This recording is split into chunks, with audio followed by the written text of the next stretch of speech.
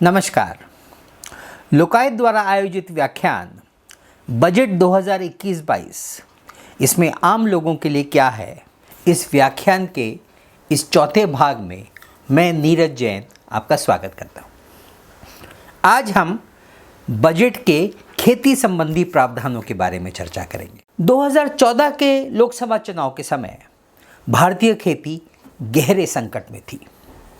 पिछले 25 सालों की नवोदारवादी नीतियों के चलते किसान बदहाल थे और इतने बड़े पैमाने पर खेती घाटे में जा रही थी कि वो कर्ज में डूबे हुए थे और बहुत बड़े पैमाने पर किसान आत्महत्या कर रहे थे।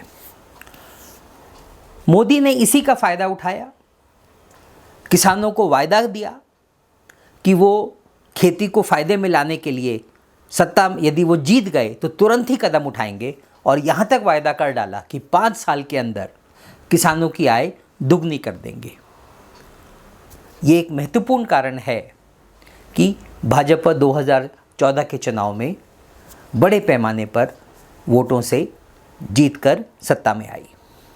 लेकिन जैसे कि बाकी सारे वायदे भी साबित हुए, खेती संबंधी वायदे भी सिर्फ जुमले ही थे।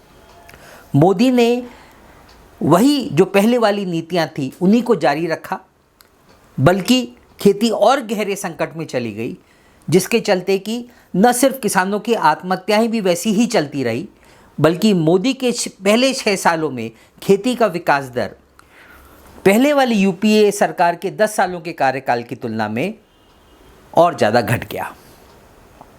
फिर कोरोना महामारी आई और उसने खेती को और गहरे संकट में पहुंचा दिया।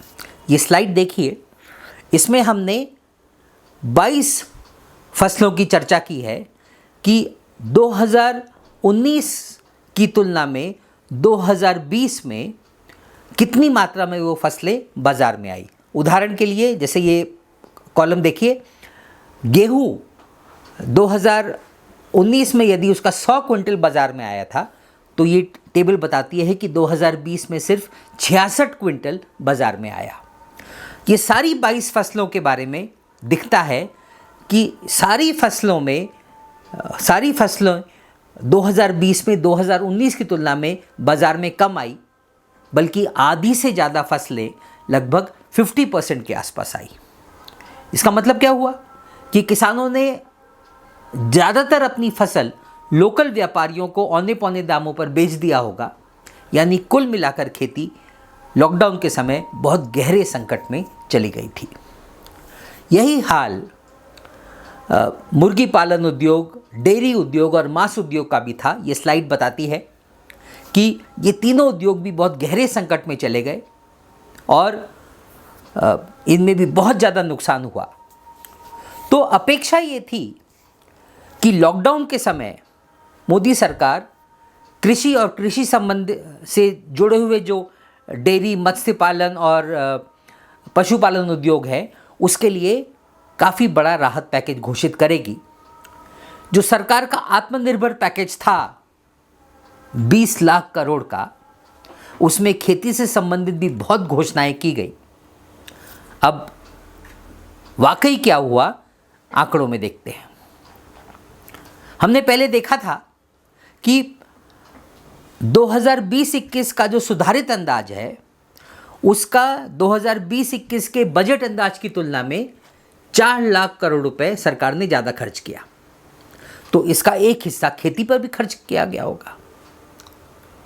लेकिन खेती से संबंधित जो बड़ी बड़ी घोषणाएं की गई, यदि हम उनको करीबी तौर पे देखें तो हम ये पाते हैं कि वो सारी योजनाएं खोखली थी। या तो लोन के वायदे किए गए या फिर 2020-21 के बजट के ही योजनाओं को रीपैकेज करके उनको एक राहत पैकेज के रूप में दोबारा घोषित कर दिया गया। यानी सरकार ने वाकई खेती के लिए कुछ खर्चा नहीं किया। ये टेबल यही बताता है कि 2020-21 के सुधारित अंदाज में जो खर्चा है 1,28,000 करोड़ रुपए, वो बजट अंदाज 1,46,000 करोड़ रुपए से कम है, 13% कम। यानी खेती के लिए सरकार ने 0 नहीं माइनस का पैकेज दिया है, कुछ खर्चा नहीं किया, खर्चा बल्कि कम किया। तो चलिए कम से कम इस साल के बजट में तो खर्चा बढ़ाया होता, लेकिन इस साल का भी बजट में वही कहानी है। इस साल में जो सरकार ने खेती में खर्चा प्रस्तावित किया है 1,35,000 करोड़ रुपए, वो पिछले साल के बजट अंदाज से 7.5% कम है। यदि महंगाई जोड़ ली जाए तो वो लगभग 15% कम हो जाता है। इन्हीं आंकड़ों को एक दूसरे तरीके से देखा जा सकता है कि कुल सरकार के बजट खर्चे में खेती का कितना महत्व है। तो खेती, उसके साथ ही जो खेती से जुड़ा हुआ मंत्रालय है मत्स्य पालन, डेयरी और पशुपालन का मंत्रालय, दोनों का जोड़कर कुल सरकार का खर्चा, कुल बजट के खर्चे में से सरकार सिर्फ 4% खर्च करने वाली है। यानी 100 रुपये में से सिर्फ 4% खेती और खेती से संबंधित मंत्रालय के लिए है। जीडीपी की तुलना में सरकार का खेती पर खर्चा सिर्फ 0.6% है, एक ऐसे क्षेत्र के लिए जिस पर देश की आधी आबादी अपनी जीविका के लिए निर्भर है। इससे स्पष्ट है कि भारत सरकार खेती को कितना महत्व देती है। कारण वही है कि खेती को लगातार घाटे में डालते चले जाना है ताकि छोटे किसान खेती से बाहर निकाल दिए जाएं, ताकि खेती का कॉर्पोरेटीकरण किया जाए।